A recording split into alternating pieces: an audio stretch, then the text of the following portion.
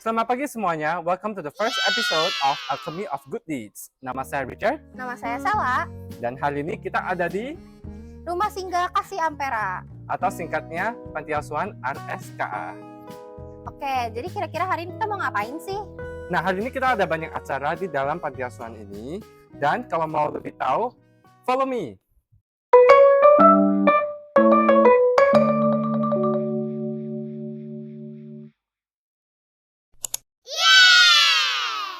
Oke, sekarang kita sudah bersama dengan Mama Ana. Boleh silakan diperkenalkan dulu Mama Ana.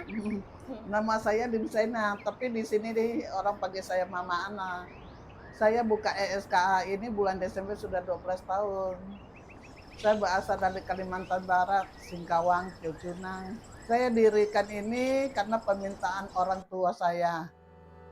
Sebelum mama meninggal di ICU, pesan terus suruh saya jadi pemimpin. Saya juga nggak tahu jadi pemimpin apa, tapi waktu berjalan begini ternyata saya panggilan Tuhan untuk melayani anak-anak begini. Pemula saya juga ada melayani pemulung. Ya, setiap hari saya di Mangga Besar bagi kupon untuk pemulung. Jadi mereka kumpul di sekolahan Kartini di pekarangan, kasih mereka makan. Akhirnya saya sewa tempat di Karanganyar buat pemulung. Nah, ada opa-oma juga. Opa-oma saya kan orang gereja suka pergi besuk ya. Jadi di mana orang tua yang susah, kita bantu. Akhirnya terkumpul opa-oma sekitar 120 orang. Nah, anak-anak begini, karena Mama Ana lewat biar ada yang main sama abang beca. Orang yang dimana di jalanan, orang tuanya sedangkan jualan kue. Anak itu di dalam kamar gitu, dalam rumah terkunci. Jadi hati saya tergerak untuk menjaga mereka. Akhirnya Mama Ana kontrak tempat di Ampera 4. Jadi kumpul anak begini. Tapi nggak sampai 1 tahun 8 bulan ya, nggak sampai 1 tahun. Cuma 8 bulan akhirnya dapat tempat ini. Dapat tempat ini terkumpullah opa-oma, pemulung, anak-anak, orang sekitar sini, lingkungan sini.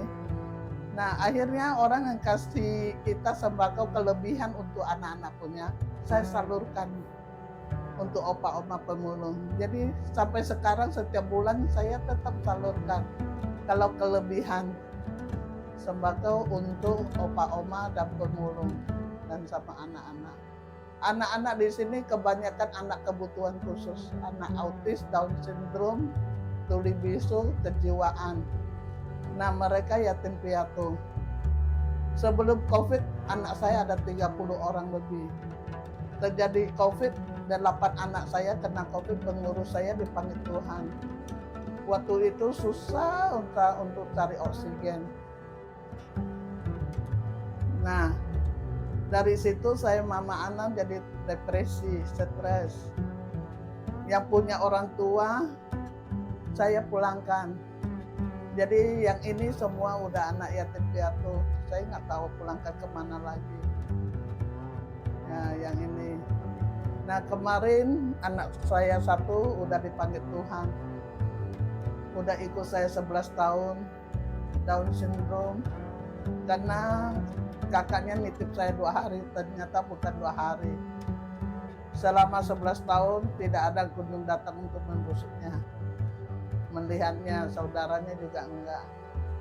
Nah, dia usia 56, Down syndrome udah dipanggil Tuhan. Sekarang anak saya tinggal 17 anak. Ya, semua karena Tuhan. Kalau tanpa Tuhan, Mama Ana nggak mungkin bisa berdiri sampai hari ini 12 tahun. Karena Mama Ana berdiri ini bukan yayasan, tapi pribadi. Ya, semua karena Tuhan. Tanpa Tuhan saya nggak bisa apa-apa. Di Karanganyar saya juga ada kumpul orang tua 2 minggu sekali untuk bagi sembako untuk orang yang di Jembatan 5, seperti Jembatan 5 yang di Kerendang, banyak orang tua jualan kue keliling. Ada yang minta-minta, Mama Ana kumpulin mereka ke Jembatan Besi. Jadi 2 minggu sekali Mama Ana bagi sembako di situ untuk melayani mereka. Nah ini semua doa orang tua suruh saya jadi pemimpin, akhirnya terkabur. Ternyata pemimpin ini dapat penyakit yang suka lupa.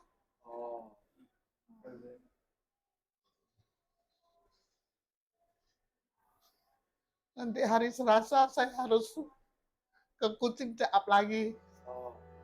Kesehatan saya terlalu stres, beban saya berat.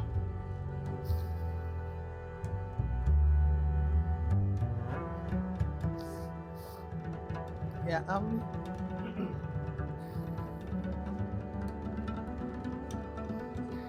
Di kaki bisa gemetar. Saraf saya pingsan itu udah tetap nggak bisa sembuh itu. Cuma bisa minum obat untuk ringankan. Jadi mama Ana nggak boleh pergi sendiri, nggak boleh keluar sendiri, nggak boleh ini, bisa lupa jalan pulang. Kemana harus ditemanin.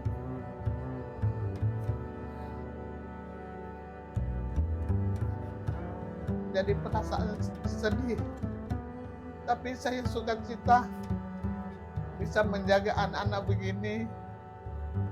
Jadi permintaan orang tua juga saya sudah terkabul ya. Ya, semua karena Tuhan. Tuhan Yesus sungguh baik. Sungguh baik. Jadi saya mau memperkenalkan anak saya satu persatu ya. Iya, Ya. boleh. Yang mami gimana?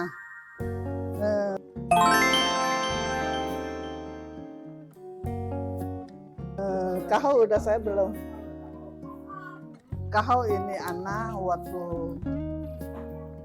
3 hari udah nggak bisa ngapa-ngapain lagi.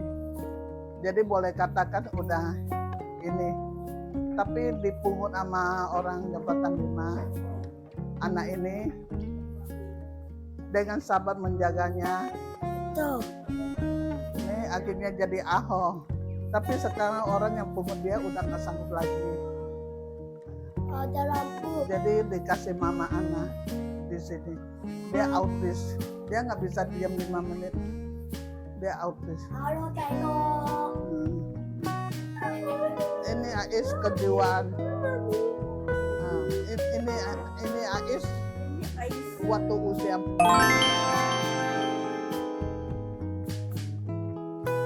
tahun. Kedua orang tuanya suka berantem, kalau berantem lempar ini lempar itu. Jadi anaknya jadi ikutan lihat apa aja, buku apa aja mau dibuang, mau dilempar. Nah setelah itu orang tuanya bercerai. Udah bercerai, dia dijaga sama pembantunya. Tahunnya kasih makan selama 8 tahun dijaga pembantunya, nggak pernah dia sinar matahari, nggak pernah diajak ngomong atau apa. Akhirnya dibawa ke sini, ternyata kan ruangan saya bawa sama kotorannya, dia nggak tahu kebersihan, nggak tahu apa-apa. Akhirnya saya bawa ke rumah sakit Grogol, kata dokter harus dirawat di situ, di ini. Tapi saya nggak tega. Akhirnya saya bawa balik, saya ikat kakinya sama tangannya. Kalau nggak diikat nggak bisa. Mau ganggu adiknya tidur, mau lempar buku, lempar telur, lempar apa yang ada di harapannya gitu. Nah ini juga keluarga belakang. Tantangannya suaranya.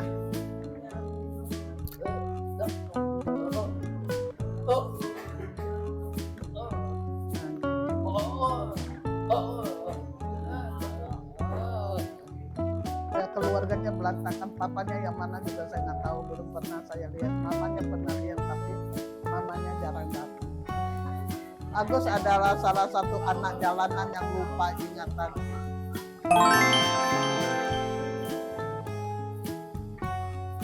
Terlalu di jalanan, dia lupa ingatan. Akhirnya mami bawa ke sini, ternyata dia nggak bisa dikurung. Maksudnya kalau rumah dikunci dia nggak bisa, karena dia udah terbiasa di jalanan. Dia loncat dari lantai 3. ya, lantai 3 jatuh ke lantai 2. Jadi akhirnya saya bawa dia ke rumah sakit Satria Negara, dan otaknya ternyata dokter bilang dia kejiwaan, harus minum obat dengan rutin. Nah setelah itu saya lihat dia agak sembuh, saya nikahkan dia sama Afif. Nah ini istrinya juga kurang, tapi nggak separah-parah gitu. Nah pernikahannya semua dibiayai sama kita, sampai kita kasih mereka bulan madu ke Bali. Pasti nggak bisa dong mereka naik pesawat, ditemani orang tuanya juga bersehat ikut. Nah sekarang udah punya anak 4 tahun, anak itu masih ditanggung jawab kita.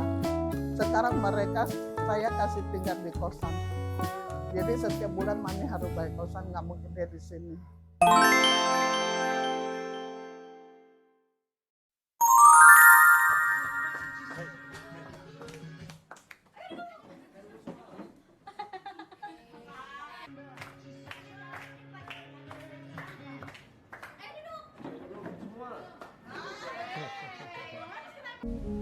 Di panti asuhan ini kami berkesempatan untuk memiliki momen istimewa bersama dengan anak-anak berkebutuhan khusus seperti autism dan juga Down syndrome.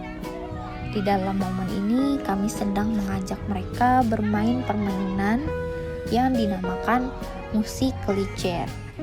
Melihat mereka begitu riang membuat hati saya penuh dengan rasa kebahagiaan. Mereka adalah anak-anak hebat karena mereka mampu menjalani setiap harinya dengan semangat yang luar biasa, dan juga mereka selalu memberikan kita senyuman terbaik mereka di dalam hari-harinya. Mereka juga bukan hanya bermain, tetapi mereka juga memainkan melodi kebahagiaan. Mereka mengajarkan kita arti sejati dari kesederhanaan, kebahagiaan, dan keberanian. Melihat mereka tersenyum, tertawa, dan berbagi momen indah ini membuat saya mengerti arti dari kebahagiaan yang sederhana. Ternyata kebahagiaan yang sederhana itu hanya cukup dengan kita menghabiskan waktu-waktu bersama dengan orang-orang yang kita sayangi dan juga orang-orang yang kita cintai di sekeliling kita.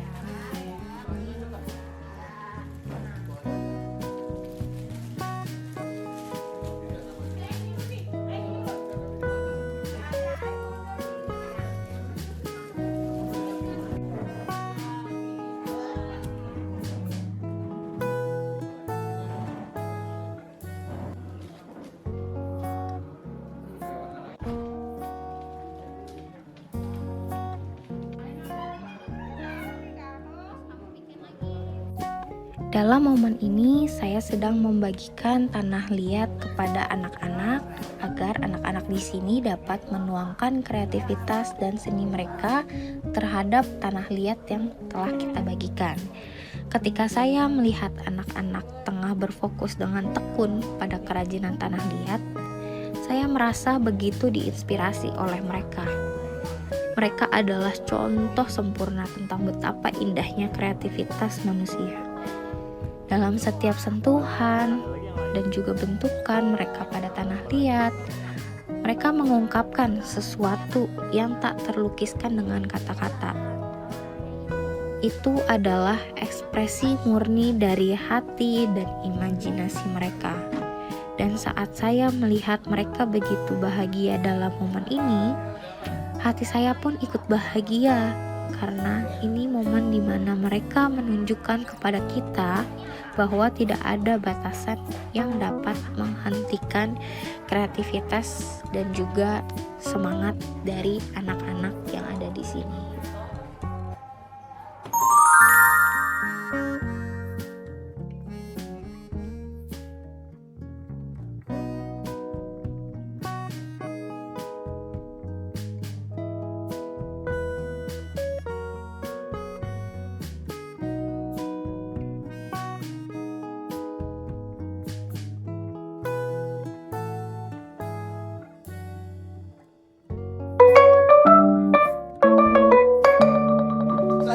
Ana Limsena mengucapkan terima kasih atas donasi PT Biru ke Rumah Singkat Kasih Ampera.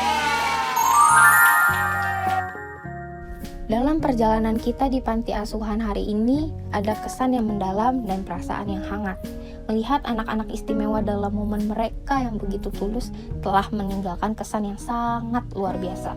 Kita juga dapat belajar di sini bahwa kita harus lebih bersyukur terhadap keadaan kita saat ini, dan juga kita harus semangat dan jangan pernah menyerah atas masalah atau kesulitan yang kita hadapi saat ini maupun di masa depan nanti. Kesan ini juga mengajarkan kita untuk lebih bersyukur atas berkah-berkah yang kita miliki dan untuk lebih peduli terhadap sesama. Terima kasih kepada Ibu Ana selaku pemilik panti asuhan dan juga pengurus yang ada di sini. Karena tanpa kalian kita tidak akan memiliki kesempatan seperti saat ini.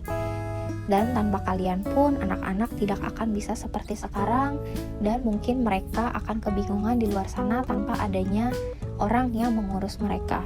Mohon maaf apabila terdapat salah kata ataupun perbuatan selama kita melaksanakan acara tersebut. Terima kasih semuanya udah mengikuti selama acara dalam hari ini. Dan juga kita mengucapkan terima kasih kepada Mama Ana yang sudah memberikan kesempatan untuk kita berbagi dan membuat acara di sini, serta dengan pengurus-pengurusnya yang sudah membantu kita sampai dengan acaranya selesai dengan lancar.